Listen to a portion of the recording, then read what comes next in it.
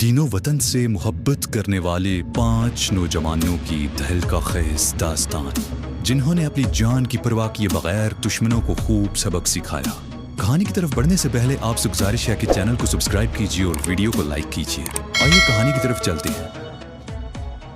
2 हफ्ते बाद वो दोबारा मीटिंग हॉल में बैठे थे और शुएब जोश में कह रहा था, सर इन सीक्रेट सर्विस के एजेंटों को देखकर अब तो ऐसा लग रहा है कि इंशाल्लाह हम बड़ी आसानी से इसराइल में घुसकर कार्रवाई कर सकेंगे। वैसे सर ये तो बिल्कुल ही फुसफुसे निकले, हम तो समझ रहे थे कि बड़ा ही सख्त मुकाबला होगा। जुबैर ने गुफ्तगू में हिस्सा लेते हुए कहा, नहीं मेरा ख्याल है तुम लोग गलत समझ रहे हो, वो इतने अनाड़ी भी नहीं थे, लेकिन अल्लाह की मदद से हम सब की प्लानिंग इतनी जानदार थी उन्हें फड़फड़ाने का मौका भी न मिल सका। और वैसे भी वो अगवा के चंद घंटों बाद ही किसी कार्रवाई का तस्वुर भी नहीं कर सकते थे, इसलिए मुतमाइन बैठे थे।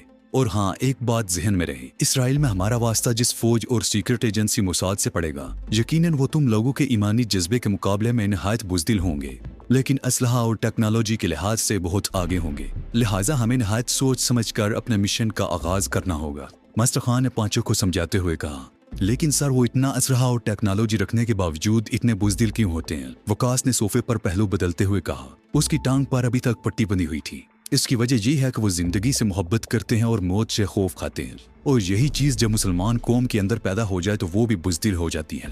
जिस तरह आज हमारी उम्मत मुसलमान जवाल का शिकार है और हमारे इस्लामी ममालिक के हुक्मरान यहूद नसारा के हाथों बिक चुके हैं और उन्हीं के इशारों पर नाच रहे हैं। यही वजह है कि 56 इस्लामी ममालिक की तंजीम OIC इतनी कुव्वत, ताकत और वसाइल रखने के बावजूद आज तक फलस्तीन और कश्मीर का मसला हल नहीं करवा सकी। हम कितने बेबस हैं। मास्टर खान ने अफसोसनाक लहजे में ठंडी आह भरते हुए बात मुकम्मल की। सर वाकई आप बिल्कुल ठीक कह रहे हैं, लेकिन जब हमारे मुस्लिम ममालिक के हुक्मरान ही मुखलस नहीं है तो हम इसराइल जाकर कौन सा तीर मार लेंगे? हमारी पुश्त पर तो कोई नहीं होगा। साकिब ने अपनी दानिश में बहुत जबरदस्त सवाल पूछ डाला। तुम्हारे खदशात अपनी जगह दुरुस्त हैं, लेकिन तुम लोगों को जल्द ही पता चल जाएगा कि हमारी पुश्त पर बहुत सी इस्लामी तहरीकें और कुव्वतें मौजूद हैं, और अगर ये ना होती तो दुश्मन अब तक पूरी दुनिया पर काबिज हो चुका होता। मास्टर खान ने गुरिल्ला फाइटर्स के मेंबरान का हौसला बढ़ाते हुए कहा, सर अब हमारे लिए क्या हुक्म है? शुएब ने दो टोक अंदाज में आइंदा की प्लानिंग मालूम करना चाहिए। हाँ, मैंने सोचा है कि अगले हफ्ते हम पाकिस्तानी सरजमीन को अलविदा कह देंगे और फलस्तीन के पड़ोसी मुल्क शाम में चंद हफ्ते क़याम करेंगे। इस सिलसिले में मैं शाम में अपने मेहरबान साथियों से रब्ता कर चुका हूँ, उन्होंने भी ग्रीन सिग्नल दे दिया है। मास्टर खान ने आइंदा का प्रोग्राम पेश करते हुए तमाम इमरान को हैरत में डाल दिया। लेकिन सर इतनी जल्दी? वैसे भी अभी तक वकास की हालत मुकम्मल तौर पर बेहतर नहीं हुई और तयशुदा शेड्यूल के मुताबिक अभी हमें 2 महीने मजीद पाकिस्तान में रहकर काम करना है। जुबैर ने हैरानी और परेशानी में कई सवाल एक ही सांस में दाग दिए और बाकी चारों भी जुबैर की तायद में अपने गर्दनें हिलाने लगे। हाँ, तुम्हारा कहना बचा है, लेकिन अभी जाने में हमारा फायदा है, क्योंकि इत्तलात के मुताबिक अभी फलस्तीन में जंग बंदी है और काफी हद तक सुकून है। हमें बॉर्डर क्रॉस करने में भी कम दुश्वारी का सामना करना पड़ेगा। बसूरत दीगर हमें इसराइली फौज की तरफ से सख्त मुश्किलात और मुज़ाहमत दरपेश होंगी। मास्टर खान ने मुख्तसर अंदाज में वजाहत पेश की तो पांचों काफी हद तक मुतमईन नजर आने लगे। सर शाम में क्याम करने की कोई खास वजह? इस मरतबा वकास ने सवाल पूछ लिया। बहुत अहम सवाल पूछा है तुमने। दरअसल शाम में हमारे बहुत से साथी मौजूद हैं। वहाँ वो हमें इसराइल की रियासत, इसके अज़ाइम, इसकी सीक्रेट एजेंसी मोसाद और वहाँ की हिकमत अमली के हवाले से अहम ब्रीफिंग देंगे। गो कि मुझे इसराइल में काम करने का तजर्बा है, लेकिन वो लोग वहाँ के चप्पे चप्पे से वाकिफ हैं, इसलिए वहाँ क्याम करना हमारे लिए इंतहाई अहम होगा। और कोई सवाल? मास्टर खान ने तमाम बातें खोल कर बयान करते हुए पूछा। शुक्रिया सर, आज के लिए इतना ही काफी है। इसका मतलब है कि हम अपनी तैयारी अभी से शुरू कर दें। इमरान ने मुस्कुराते हुए कहा तो जवाब में मास्टर खान ने इस बात में सर हिला दिया। वो किसी गहरी सोच में गर्क थे। अगले हफ्ते वो पांचों मास्टर खान के हमरा सियाहों के रूप में पाकिस्तानी सरजमीन को अलविदा कह रहे थे। मास्टर खान की हिकमत अमली के मुताबिक उन्हें बजरिया सड़क सरहद उबूर करनी थी। आज वो कोयटा के रास्ते सबसे पहले ईरान में दाखिल हो रहे थे। पाकिस्तान के बॉर्डर पर बस में सवार होने से कबल अचानक शुएब सजदे में गिर गया और पाकिस्तानी मिट्टी को चूमने लगा। वो बाकायदा रो रहा था। मास्टर खान बस से उतरकर फौरन शुएब के पास पहुंचे और उसे थपकी देते हुए उठाने लगे। क्या हुआ शुएब? वो शुएब के रोने पर अभी तक हैरान थे। सर हम जिस अहम मिशन पर जा रहे हैं वहाँ शहादत की आरजू और एक अजीम मिशन की तकमील हमारा मकसद है। क्या पता हमें पाकिस्तान की सरजमीन पर वापस आना नसीब हो भी या नहीं। शुएब की बात सुनकर मास्टर खान और बाकी लड़के भी आबदीता हो गए और अब वो दोबारा बस की तरफ जा रहे थे। इमरान और जुबैर, तुम दोनों बस में सामान रखवाओ, मैं जरा सीटें चेक कर लूं। मास्टर खान दोनों को हिदायत देते हुए बोले। रुक जाओ इमरान, बस में सामान मत रखना। साकिब अचानक चला उठा। मगर क्यों भाई, अब तुम्हें क्या हो गया? इमरान ने हंसते हुए कहा। हम इस बस से नहीं जाएंगे, बल्कि कोई भी नहीं। साकिब ने सख्ती से कहा तो बाकी मुसाफिर भी इसकी तरफ मुतवज्जा हो गए। साकिब आखिर मसला क्या है? मास्टर खान साकिब को झंझोड़ते हुए बोले, जो दूसरों को भी बस के पास से हटाने की कोशिश कर रहा था और नहायत जज्बाती हो रहा था। और फिर अचानक एक जोरदार धमाके की आवाज ने सबको जमीन पर गिरने पर मजबूर कर दिया। धमाका बस के अंदर हुआ था और धमाके की आवाज और इससे फैलने वाली तबाही से अंदाजा हो रहा था कि लगाया गया बम दरमियाने दर्जे का था, जिससे सिर्फ 3 अफराद जख्मी हुए थे जो बस के अंदर थे और बाहर किसी को कोई खास नुकसान नहीं पहुंचा था। धमाके की आवाज सुनते ही बहुत से लोग बस के करीब जमा हो गए और जख्मियों को जल्दी जल्दी से बस से निकालने लगे, जबकि मास्टर खान और 5 लड़के कपड़े झाड़ते हुए उठ खड़े हुए और सबकी नजरें साकिब की तरफ हैरत और तशक्कुर के जज्बात के लिए मुतवज्जा थी, मगर वो अपनी धुन में मसरूफ अब अपना बैग उठा रहा था। बहुत बहुत शुक्रिया साकिब, आज तुमने हम सब को बड़े नुकसान से बचा लिया। मास्टर खान ने आगे बढ़कर साकिब के कंधे पर हाथ रखते हुए कहा, सर मुझे शर्मिंदा ना करें, बचाने वाली जात तो अल्लाह की है। मुझे तो बस पता नहीं अचानक क्या हो गया था, मुझे खुद नहीं समझ आ रहा ये सब कैसे हुआ। साकिब ने मासूमियत से कहा तो सबके चेहरों पर मुस्कुराहट फैल गई। सर मुझे लगता है कि राह का कोई दूसरा ग्रुप हमारे पीछे लग गया है और शायद ये सब उसी की कारस्तानी है। इमरान ने अपने खदशे का इजहार किया। हाँ सर, मेरा भी यही ख्याल है और अब हमें अपना प्रोग्राम तब्दील कर लेना चाहिए। जुबैर भी इमरान की तायद करते हुए बोला, नहीं बिल्कुल नहीं, हम अपना प्रोग्राम बिल्कुल तब्दील नहीं कर रहे, क्योंकि अब हमारे पीछे कोई ग्रुप काम नहीं कर रहा। ये तो एक तख़य्युबकारी की वारदात है और इसी हफ्ते कोयटा में इस तरह के 4-5 धमाके पहले भी हो चुके हैं, जिसका मकसद अवाम को खौफजदा करके अपने मज़मूम मकासद को हासिल करना है। मास्टर खान ने जुबैर और इमरान की बात को रद्द करते हुए कहा, मुझे भी सर की बात से मुकम्मल इतफाक है, क्योंकि अगर ये कातिलाना हमला होता तो इतना छोटा बम लगाने की बजाय बड़ा बम लगाया होता। वकास ने मास्टर खान की तरफ देखते हुए कहा, हाँ तुम सही कह रहे हो। खैर छोड़ो, ये बताओ कि अब आगे क्या प्रोग्राम है? अगली बस की आने तक किसी होटल में एक गर्मा गर्म चाय ना हो जाए, कुछ टेंशन भी कम हो जाएगी। मास्टर खान की पेशकश पर 5 ने फौरन अपने अपने बैग उठा लिए और करीबी होटल की तरफ चल दिए। चंद घंटों के इंतजार और जिद्दोजहद के बाद अब वो दोबारा सफर कर रहे थे। पाकिस्तान की सरजमीन को खैराबाद कहकर अब वो ईरान की हदूद में दाखिल हो चुके थे। चटियल मैदानों के बाद अब सरसब्ज बागात शुरू हो चुके थे। घूमते फिरते वो ईरान के दारुल हुकूमत तेहरान पहुंच गए। 3 दिन तेहरान में क्याम करके उन्होंने चाहत का खूब लुत्फ उठाया और चौथे दिन वो ईरान के बॉर्डर को अलविदा कहते हुए इराक की वादी में दाखिल हो गए। मामूल की चेकिंग के बाद उन्हें इराक में दाखिले की इजाजत दे दी गई। इराक घूम फिर कर अब वो इराक के शहर करकोक पहुंच गए, जो मुल्क शाम से करीब था, यानी अगली सुबह उन्हें इराक से शाम की तरफ कूच कर जाना था।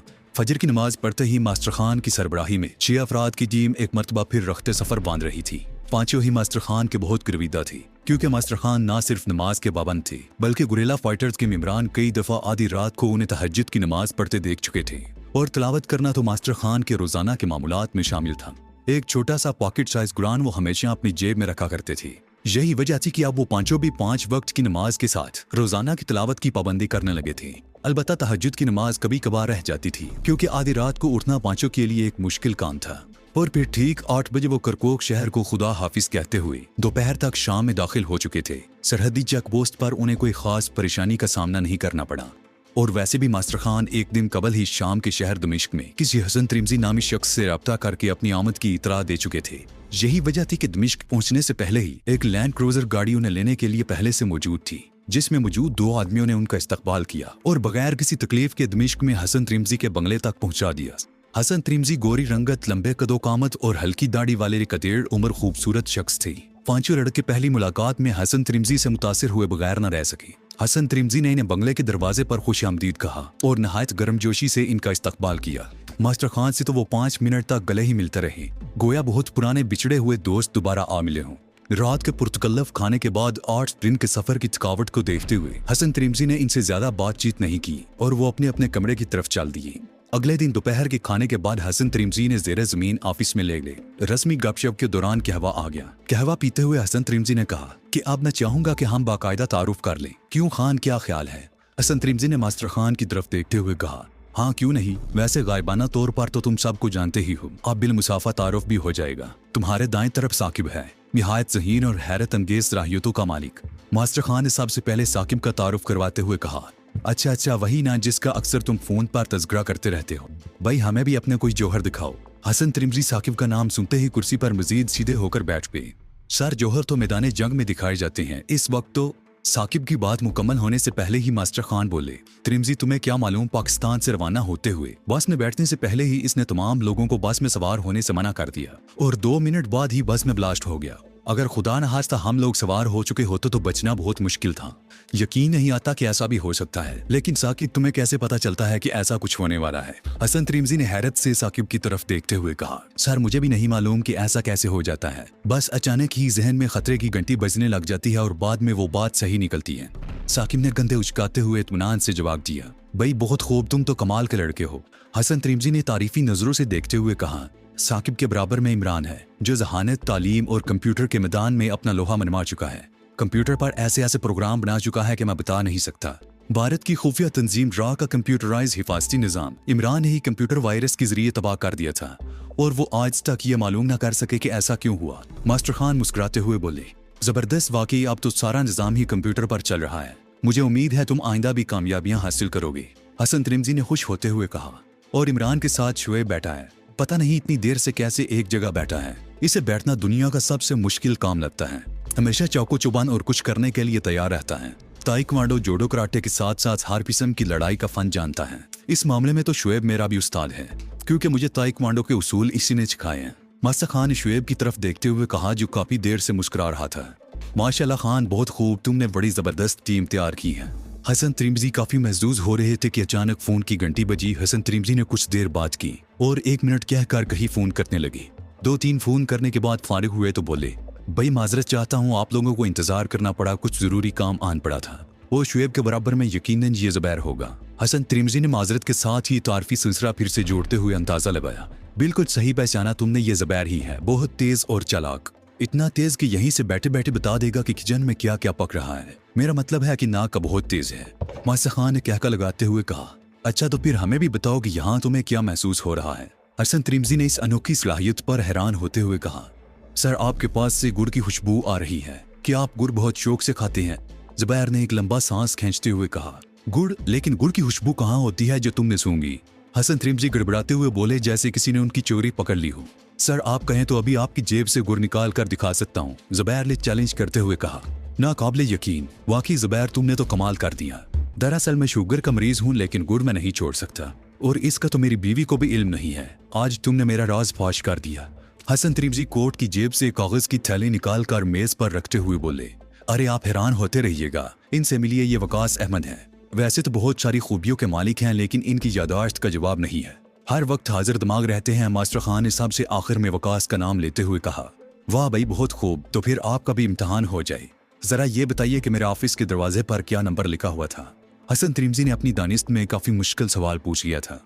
सर ये तो कोई सवाल ना हुआ, कोई मुश्किल सवाल पूछिए। मसलन हम जिस लैंड क्लोजर में आए थे उसका नंबर क्या था, या ये कि आपने अभी थोड़ी देर पहले कौन सा नंबर डायल किया था।